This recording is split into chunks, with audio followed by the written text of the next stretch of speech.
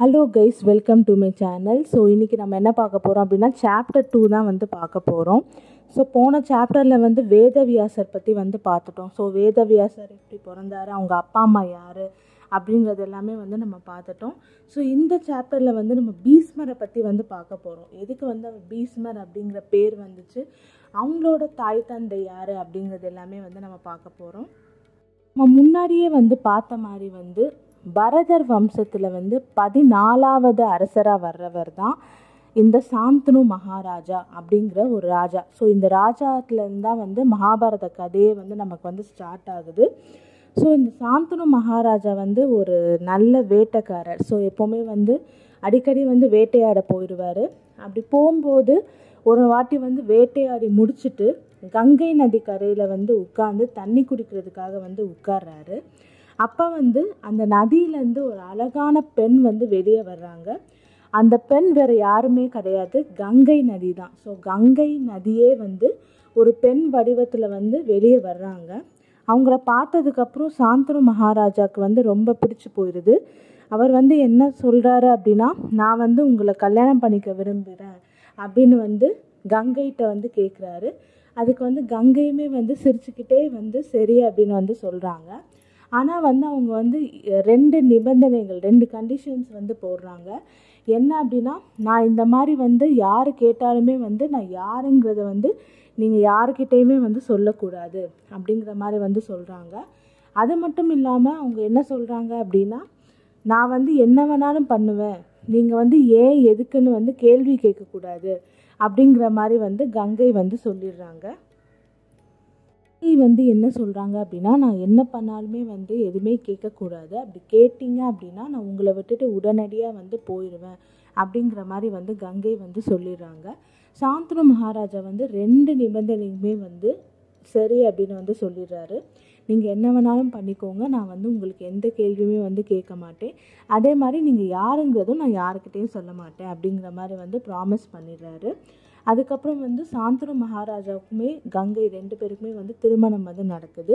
திருமணம் நடந்து முடிஞ்ச கொஞ்ச நாட்கள்லேயே வந்து அவங்களுக்கு ஒரு அழகான ஆண் குழந்தை வந்து பிறக்குது. அந்த குழந்தையை பார்க்கறதுக்காக வந்து சாந்தனு மகாராஜா வந்து ரொம்ப ஆசையாக வந்து ஓடி வர்றாரு. ஆனால் அதுக்குள்ளேயே வந்து கங்கை என்ன பண்ணுறாங்க அப்படின்னா, அந்த குழந்தையை வந்து கங்கை நதியிலே வந்து விட்டுடுறாங்க. சாந்தனு மகாராஜாவால் எந்த கேள்வியுமே வந்து கேட்க முடியலை. ஏன்னா வந்து அவர் வந்து எந்த கேள்வியும் கேட்க மாட்டேன் அப்படின்னு சொல்லிட்டு கங்கைக்கு வந்து ப்ராமிஸ் பண்ணனால அவர் வந்து அப்படியே வந்து விட்டுடுறாரு. வந்து பல வருடங்கள் வந்து போகுது. ஒவ்வொரு குழந்தையும் வந்து பிறக்க கங்கை வந்து என்ன பண்ணுறாங்க அப்படின்னா, கங்கை நதியிலே வந்து விட்டுட்டே வர்றாங்க. கடைசியாக வந்து 8வதாக வந்து ஒரு ஆண் குழந்தை வந்து பிறக்குது. சாந்தனு மகாராஜாவால் வந்து இதுக்கு மேலே வந்து தாங்க முடியலை. அவர் வந்து என்ன பண்ணுறாரு அப்படின்னா, கங்கை வந்து அந்த குழந்தை 8வது குழந்தை வந்து கங்கை நதியில் விடுறதுக்கு முன்னாடி சாந்தனு வந்து கங்கையோட கையை பிடிச்சி, இப்போவே வந்து எனக்கு என்ன ரீசன் அப்படின்னு தெரிஞ்சாகணும், ஏன் வந்து நீங்கள் இப்படி பண்ணுறீங்கன்னு எனக்கு சொல்லணும் அப்படிங்கிற மாதிரி வந்து அவர் வந்து கேட்டுடுறாரு. கங்கை வந்து என்ன சொல்கிறாங்க அப்படின்னா, நீங்கள் வந்து எனக்கு செஞ்சு கொடுத்த சத்தியத்தை வந்து மீறிட்டீங்க, நான் வந்து உங்களை விட்டுட்டு போயிடுவேன், ஆனால் நான் போகிறதுக்கு முன்னாடி எதுக்காக நான் வந்து இப்படி பண்ணேங்கிறத வந்து நான் உங்கள்கிட்ட சொல்லிட்டு போகிறேன் அப்படிங்கிற மாதிரி வந்து கங்கை வந்து சொல்கிறாங்க. எனக்கு வந்து முனிவர் வசிஷ்டரை பற்றி வந்து தெரியும். ஸோ அவர் வந்து ரொம்ப வந்து சக்தி வாய்ந்த முனிவர்.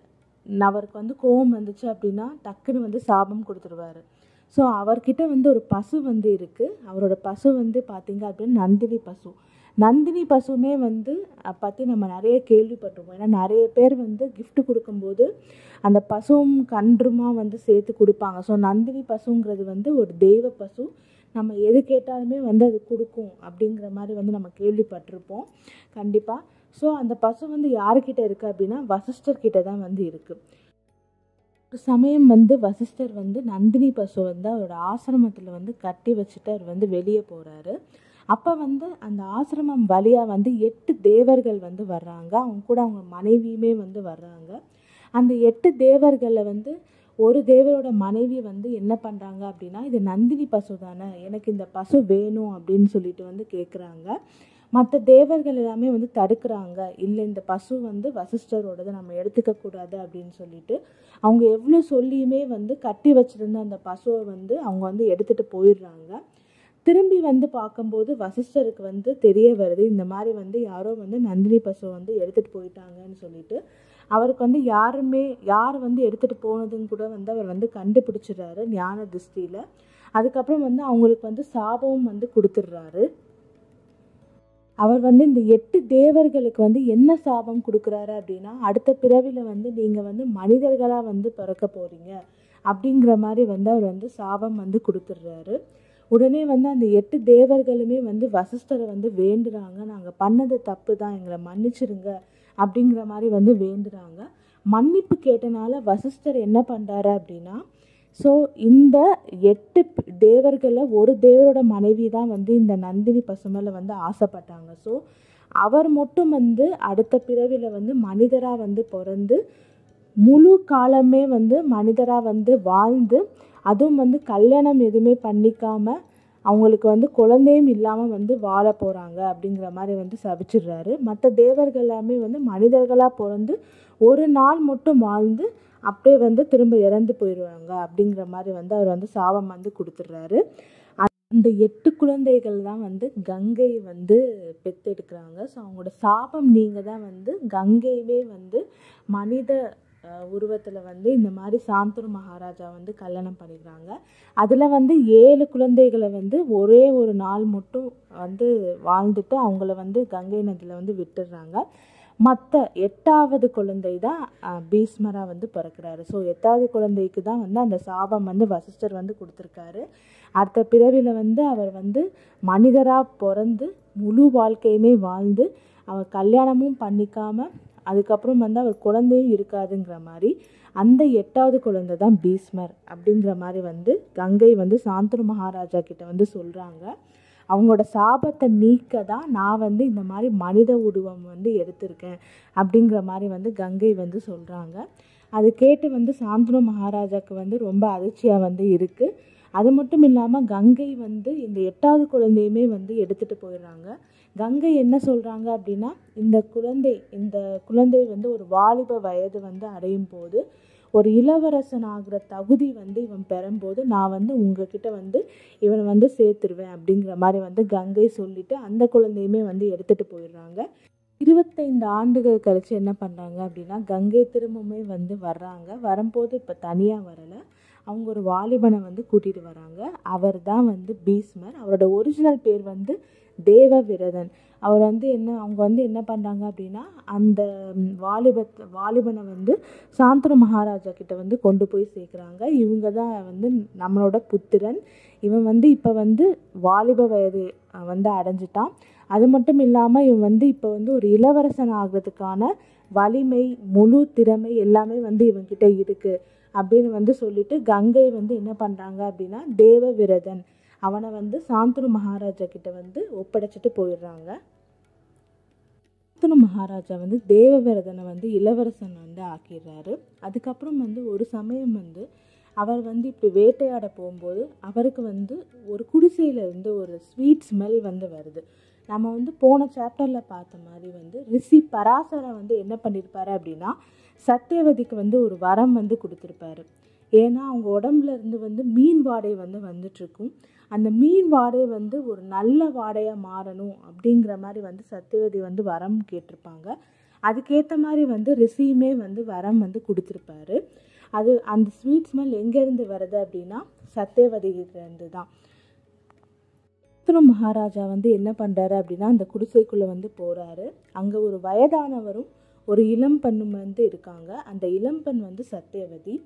அவர் சாந்தனு வந்து சத்தியவதியை பார்த்ததுக்கப்புறம் அவங்க மேலே வந்து காதல் கொள்கிறாரு.